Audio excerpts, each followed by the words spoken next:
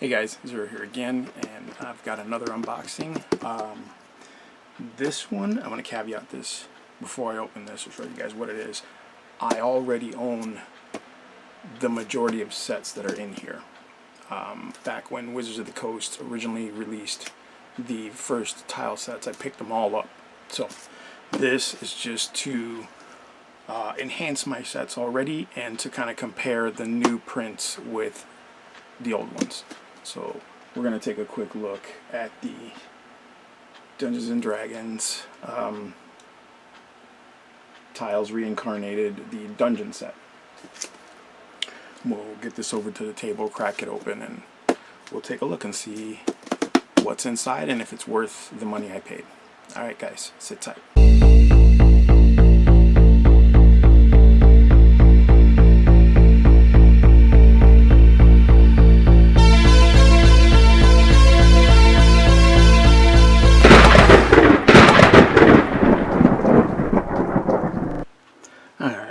Let's take a quick look at the dungeon tiles, D&D dungeon tiles, reincarnated, the dungeon set. Let's crack this thing open if we can. Alright, let's see here. We got the sleeve.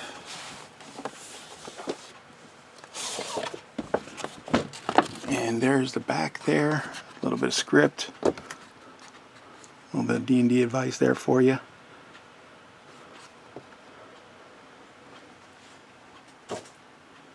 And here's the box, and as the other sets, both include the box itself as a tile. So you can actually make this like a multi-level dungeon if you wanted to. Alright, here we have the first tile, or first card, and it seems to be the same material, card. It's got that textury stuff on there, and this is just a couple 2 by 2 by 2, 2 by 4, 2 by 1, 2 by 2, 2 by 4, and then we've got the larger one, which is a 2 by 8. This is like an open double door. This is a smaller double door. Looks like a little well. And then on the reverse, you've got the stairs, bookcases, a huge double door, spiraling staircase, a chasm, a pit, a lit statue with a one of those altars, and then we've got a little like a warehouse pile here. It's not bad. I apologize if the light is kind of bright. It's really basic tiles, which is cool. Alright, here we have our first 2 angle pieces. So you can make, different shapes. You can actually lead from here to another corridor or add it to a room, make a large giant octagonal room. And this looks like, could be pillars. They could be pits, whatever you want them to be. We've got a blooded statue, and I know like in the original Dungeons and Dragons game, I want to say like Chainmail and a couple of the other ones, the one that came right after Chainmail, used these for like blood pools so that you could get like bonuses for spells and different things like that. There we've got a statue, another statue there, and here we have the stairways. There's a pool of blood there. There's probably light pillars with light. There's a smoke screen there. On a brazier with water, and then again more stairs.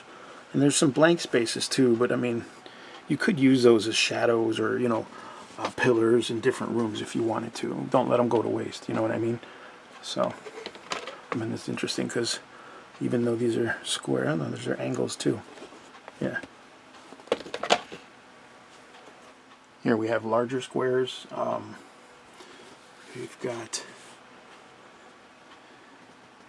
the 4 by 4, 2 by 4, and then the 4 by 8. It's big, larger rooms, and you can actually add these together and make an even bigger room. Which if you've got large monsters or bigger creatures, you want to use that space, like giants or huge creatures. Here's a nice big stairwell. We've got some cool beds and rugs. This is like a tavern, like if you're in a inn that has like a limited amount of space, and if you're having some kind of adventure take place in the room of the characters, you know, it's always good to have something like that. We've got here a broken wall or pillar, and then we've got a pool of water, and then another. This is actually a tower platform, so like a watchtower, and there's a stairwell out or down, and that's pretty cool. Yep, so far these tiles are all the same that I have already, but it's cool now because now I can add another set of round stairs and the round tower floor, which is really nice. And give you a full circle. We have another large bookshelf. This looks like to be some sort of steel, maybe an elevator, who knows, or a trap. And there's an angle piece with a double door. And then here we go. So yeah, you've gotten, like if you bought the original set, you have this piece here, and it was like a partial tower, but now you can just make the whole thing, which is really cool. And we've got like scattered books, things like that for wizards, and a huge pit trap. Just another angle piece, which is cool. Here we have another round tower piece, and you can see here like arrow slits and things like that. And you've got another corner piece here with the stairwell, or with a doorway and a spiral staircase, a little smaller than the other one. And then you've got a wooden staircase going up or down, depending on, you know, which way you look at it. And there's the other half of the round tower. There's just another stairwell. Another stairwell. I think they could have done something different with this, but that's okay.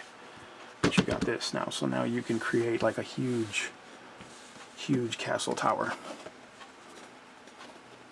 Here we have a repeat piece, just like the one we just looked at. So we've got another section around tower, another spiral staircase. This corner piece doesn't have a doorway, and it's just a piece for a hallway connection. And here's another staircase. This one looks like it's going down or up. It's actually the opposite of the one that we saw. And there's another stone round tower with the window slits on the inside as opposed to the outside. So it's a little interesting. A little different. And this one has a platform at the end of the bottom of the stairs to connect to a dungeon, which is kind of cool. There's the doorway and another spiral staircase. So here's another round tower piece with this arrow slits on the outside, and it's interesting because they gave us only 3 of these cards so far. So that's pretty interesting. And we've got a 2x4 with runes, magical runes, and then we've got a 3x3 with runes on it. This is a little dented, a little poofy there. Looks like something got underneath the thing there. And there's another corner piece. So it looks like a summoning spell of some kind, or a protection spell. Could be anything actually. Oh, there's a red version. Again, the tower with the arrow slits on the inside, so that's cool. The reverse side is not just the same thing, which is kind of nice, unlike the stairwells and stuff like that. Red runes, so it's kind of cool. If you have to discern between good and evil, right? Like, okay, so here we have our first diagonal corridor. I've gotten this piece before, and it was kind of tricky to use. You could only use it in certain, if you wanted the squares to line up. If it didn't matter, then you could just put them wherever you wanted. It really doesn't matter, actually. If you just want it to be, if you're OCD like me and you want it to be visually correct, you know, you can only put it a certain way. But just again, more room corners and hallways and stuff like that. You could always, and these hallways, these walkways can always be used as room pieces themselves. They don't have to be just a walkway. You can actually add and take pieces, move them around, and make yourself a nice walkway or room encounter. So here we have a room with 2 large pillars, or a corridor with 2 large pillars, and here's a narrow passageway. So this would be like a secret passageway to me. So, you know what I'm saying? Because just the way it is, you probably put something here to block that. Players have to investigate or whatever, and then they find it and make their way through. And you've got 2 different types of room enhancements or traps if you want to use, like, if you want to use them as traps. I mean, this could be lava, this could be freezing water, whatever, you know. And it doesn't even need to be freezing water. If a player with full plate mail drops in there, they're probably going to drown. They're probably not going to make it out. Here we have the first of the cavern pieces, which is really cool, because your dungeons can always open up into caverns. If they go, you know, if they keep delving deeper into the dungeon, they can find a secret passage into a lower cavern, into the Underdark if you're in Forgotten Realms. And this was a completely separate series of tiles the original cavern tiles. Yeah, there's a cool little passageway. I like this, but I kind of feel like it's almost a waste of space. Like there's a lot of non-usable space here, you know, like this whole area could be used for combat, but you can't. It's just basically used to bottleneck players or move players in and out of situations. I mean, because here's the thing, you're not actually building a full dungeon that they have to literally traverse through. You're just laying down, well, I mean, I've learned that you just lay down the room and the encounter, or the space for the encounter, and you can use these to add to it. Let's say, you know, if there's 3 doors that lead into a chamber where you're going to have an encounter, and the players come in through one door but haven't seen the other 2, you got to at least be prepared to throw something down for the other 2, right? So that's what this stuff is for, if the combat spills into that other area. If it doesn't, then you don't need to lay anything down, because it could be whatever you want it to be. Because if you lay it down and they haven't been in there yet, the players are going to see that, and metagaming is going to happen one way or another, whether you want it to or not, whether you cover it with paper or not. They're going to want to know what's in there. They're going to think this is hard, fast rules of what's in there. When in doubt, like when in actuality, if they encounter something in a room but don't investigate the doors until after the encounter, this could be over here on the left door, or this could be on the right door, whichever one you need it to be at. As a GM, you know, you have the ability to change that if you need it to be that way. And it's not like railroading the players to go a certain way, but it's definitely there for you to be able to manipulate if you need to, especially if they don't go the right way, or a way that you had planned them to go in the first place. You could swap it out. Here we have a next tile piece with cavern stuff. There's a little pool there. It looks like just dead ends here.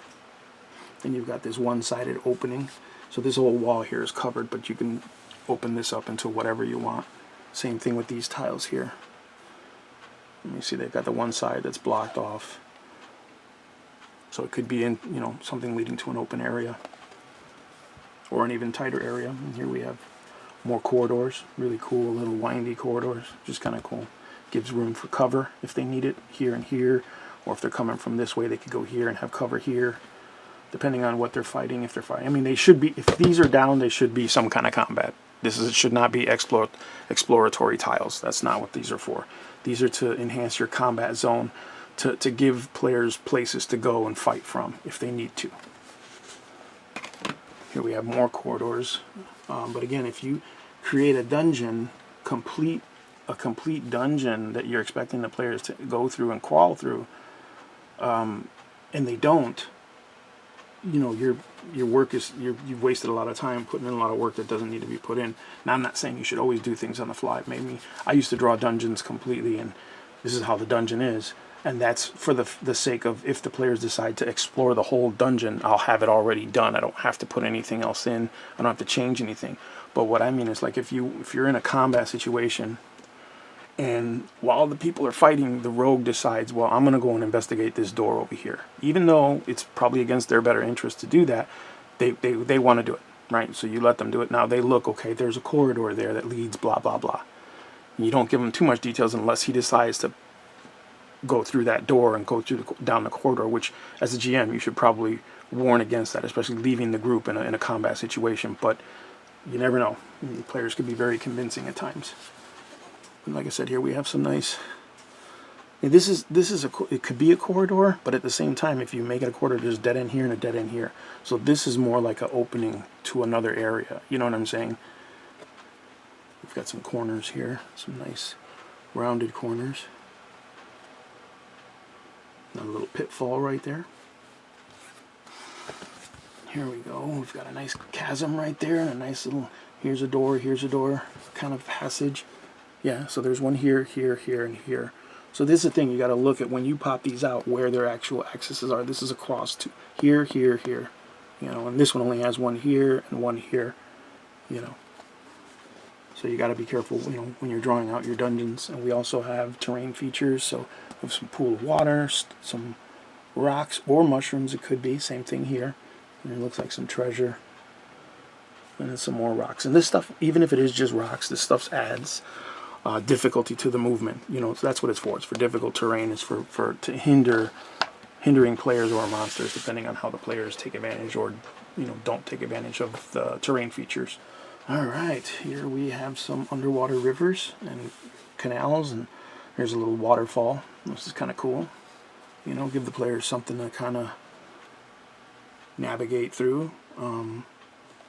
This is an interesting tile. It's pretty big. It's 4x8, and there's a river here that connects and leaves. This one leaves. This one leaves. You know, so they could follow this river almost anywhere. And unfortunately, though, they don't give you a lot of river tiles in these sets. So you'd have to get multiple sets to get more rivers. But this could lead outside, because there are river pieces for outside, like in the woodland set. If you haven't seen that, check out my video for that. So you can have that kind of stuff. And here's a nice little pool there. Ooh, some stone stairways. That's kind of cool. In case you want to have the dungeon enter, you want them to enter the dungeon via a natural land formation, like a cave or something, you know, a woodland cave that they found or something. That's kind of cool. More passageways. Okay, here we have some really cool cavern tiles. This is a really big square, you know, so we're looking at, what is this, 8x8? So this is a nice solid room square, but it's cool because it opens up. This is like an entrance to the cavern from a dungeon, which is really cool. Those little stairs there. We've also got some nice, there's a little nest for eggs, a little pit with lava. They're dead. Another just blank pit and some barrels in the cavern floor. That's kind of cool. So like an underground stash. So again, if you're playing the Underdark, these are really cool adventure pieces. Here we have more caverns, a little windy Z pattern there. Oh, look at that. Which is cool. You've also got mushroom features, another pool there. It's a small pool, but it's a pool. It could be deep, you know, just like the pit traps. We've got another rock formation here for difficult terrain. These mushrooms could provide difficult terrain or cover depending on how tall you want them to be. This rubble is difficult terrain, of course, you know, stuff that makes it's harder for them to move through, you know. Usually you can see it because they mark it with these little triangles. That means it's difficult terrain.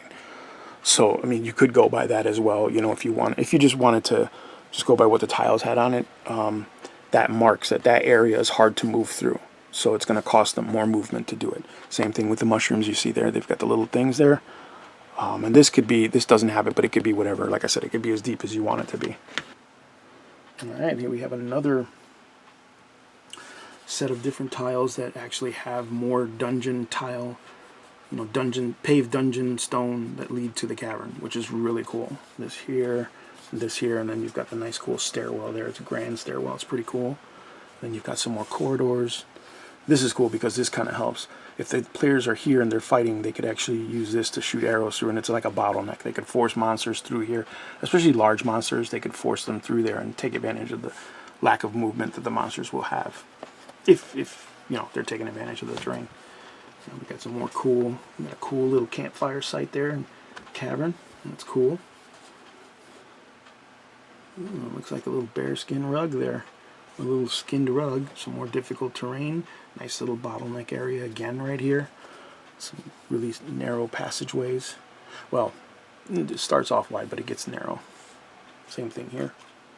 Got just debris and old supplies, it looks like. That's kind of cool.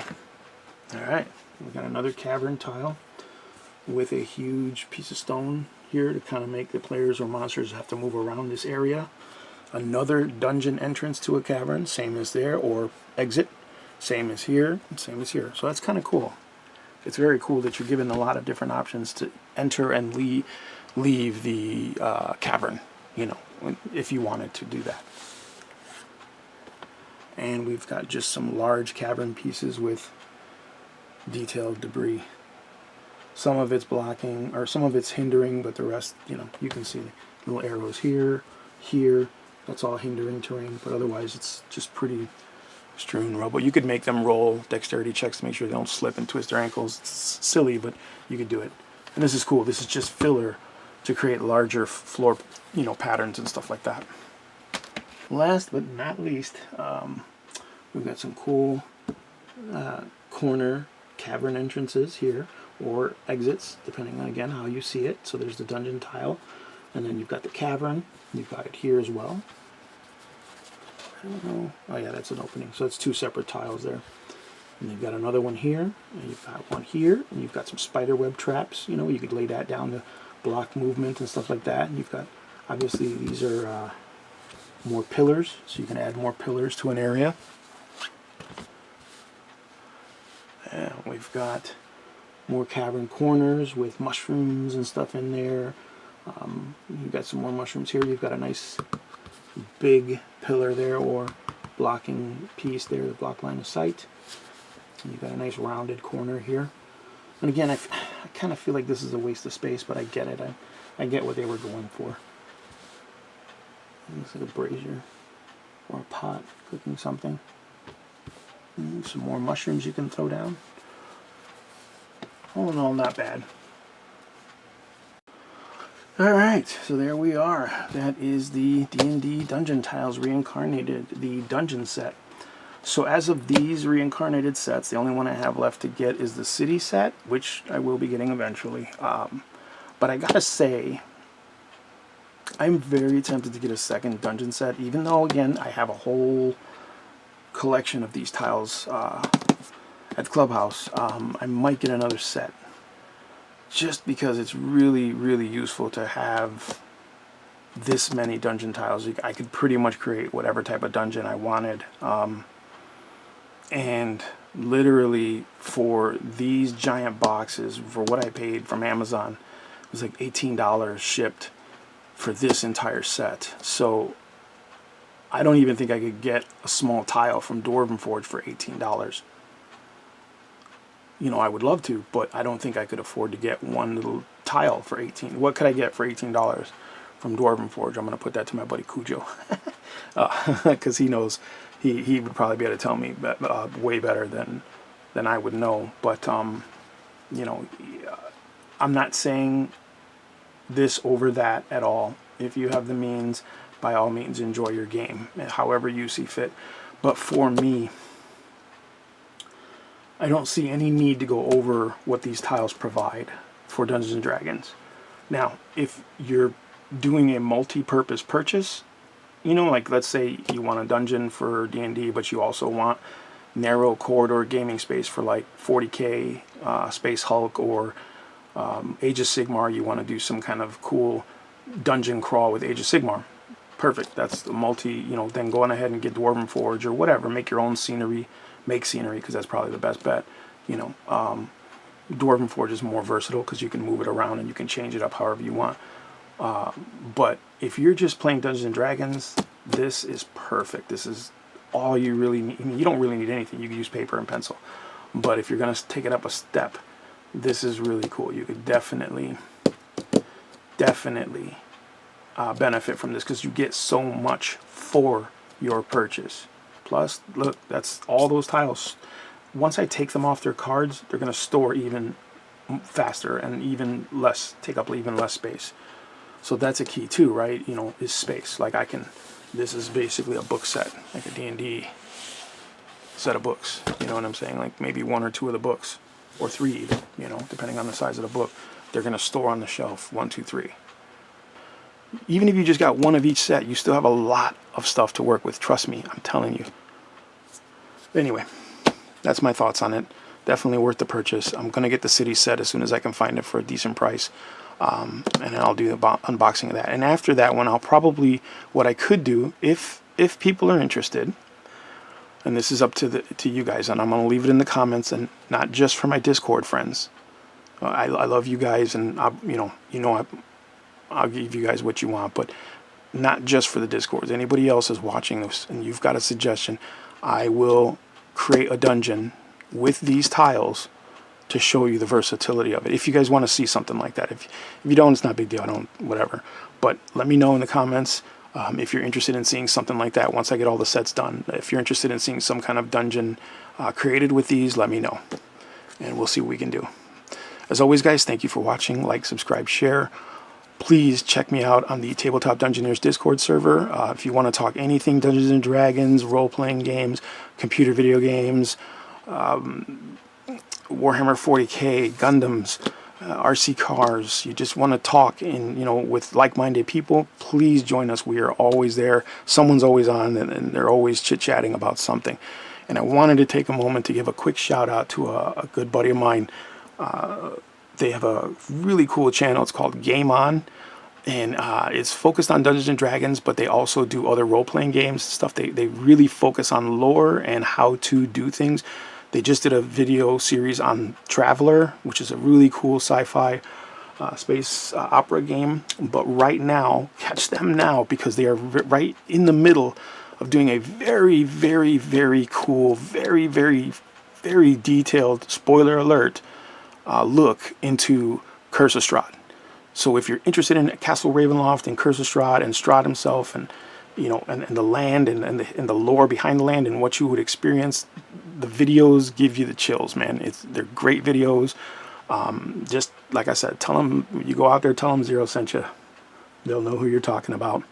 But check them out if you get the chance. It's called Game On. The link for their channel is in my description, in my Friends of the Channel section. So check them out there. And also they're on the Tabletop Dungeoneers Discord server as well. So, all right, guys. Thank you for watching.